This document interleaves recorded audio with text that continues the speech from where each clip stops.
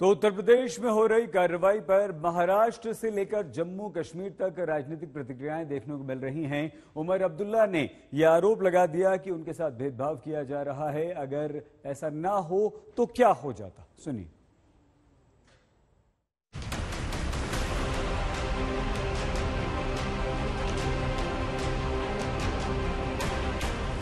और ये सिर्फ हिजाब की बात नहीं है। हमें कहा जा रहा है कि मस्जिदों में लाउड स्पीकर नहीं इस्तेमाल होने चाहिए। क्यों है? एक हाल रहेगा, वो भी बहुत कम साउंड में रहेगा, धीमी आवाज में बजाइएगा।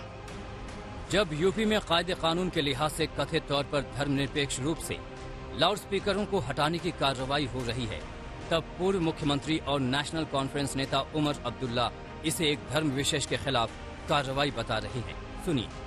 और ये सिर्फ हिजाब की बात नहीं है। हमें कहा जा रहा है कि मस्जिदों में लाउड स्पीकर नहीं इस्तेमाल होने चाहिए। क्यों है?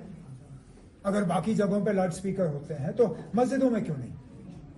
दिन में 5 बार ही अजान होती है, इसमें गुनाह क्या है? उमर अब्दुल्ला लाउड स्पीकर पर ही नहीं रुके, वो हलाल मीट पर भी पहुंच गए और फिर लौटे तो लाउड स्पीकर पर। वहीं जम्मू कश्मीर के पूर्व उप मुख्यमंत्री कविंदर गुप्ता ने उनकी हताशा करार दे दिया। हमें कहते हो कि हलाल मीट नहीं बिकना चाहिए। क्यों? हमारे मजहब में है कि हमें हलाल मीट खाना है। आप क्यों इस पे रोक लगा रहे हो? हम आपको मजबूर नहीं कर रहे हैं खाने पे। मुझे बताइए, किस मुसलमान ने किसी गैर मुसलमान को कहा है कि आपको मजबूरन हलाल खाना है? आप अपने हिसाब से खाइए, हम अपने हिसाब से खाएंगे। हम आपसे नहीं कहते कि मंदिरों में आपका माइक नहीं लगना चाहिए। बाहर माइक नहीं लगते मंदिरों में? क्या गुरुद्वारों में माइक नहीं लगते? लगते हैं। लेकिन आपको सिर्फ हमारा माइक खड़कता है, आपको सिर्फ हमारा मजहब खड़कता है, आपको सिर्फ हमारे कपड़े पसंद नहीं है, आपको सिर्फ हमारा नमाज पढ़ने का तरीका पसंद नहीं है, बाकियों पे आपको कोई एतराज नहीं। बिल्कुल गलत बयानबाजी है और मुझे लगता है कि ये जो जानबूझकर के कुछ दिनों से इनको फ्रस्ट्रेशन है, तो इस प्रकार की बयानबाजी इन्होंने शुरू कर दी है।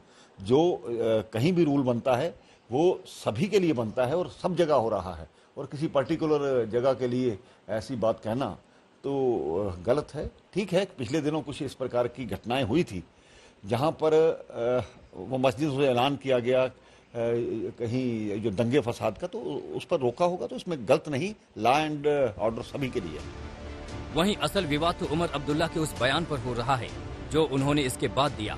सुनिए उनका ये बयान और लगे हाथ बीजेपी का जवाब भी सुन लीजिए। ये वो हिंदुस्तान नहीं है जिसके साथ जम्मू कश्मीर ने इल्हाक किया था। हमने जब इल्हाक किया था, हमने उस हिंदुस्तान के साथ इल्हाक किया था जिसमें हर मजहब को बराबर के नजरिए से देखा जाएगा। हमें ये नहीं कहा गया था कि एक मजहब को ज्यादा अहमियत दी जाएगी और बाकी मजहबों को जो है दबाया जाएगा। अगर हमें यह कहा गया होता तो शायद हमारा फैसला कुछ और होता। महाराजा हरि सिंह जी ने इंडिया इंडिपेंडेंट एक्ट के तहत वो विलय किया है और पूरे के पूरे जम्मू कश्मीर का विलय किया है। श्री उमर अब्दुल्ला साहब को इंस्ट्रूमेंट ऑफ एक्सेशन और इंडिया इंडिपेंडेंट एक्ट पढ़ना चाहिए, जिसके तहत जम्मू कश्मीर का संपूर्ण विलय भारत में हुआ है। चूंकि श्री उमर अब्दुल्ला साहब की party national conference, Mehbooba Mufti की पीडीपी और कांग्रेस पार्टी को जम्मू कश्मीर की जनता ने रिजेक्ट कर दिया है, इनकी राजनीतिक जमीन खिसक चुकी है। इसलिए ये इस प्रकार के प्रोपेगेंडा करके विरोधाभास जैसे बयान देकर एक राजनीतिक उत्पात यहां खड़ा करने की कोशिश कर रहे हैं। तो लाउड स्पीकर से निकली बात जम्मू कश्मीर के विलय तक पहुंच गई। यही सियासत का कमाल है जो किसी मुद्दे को अचानक इतना बड़ा बना देती है कि वो राष्ट्रीय स्तर तक पहुंच जाता है। सुनील जी भट्ट, जम्मू आज तक।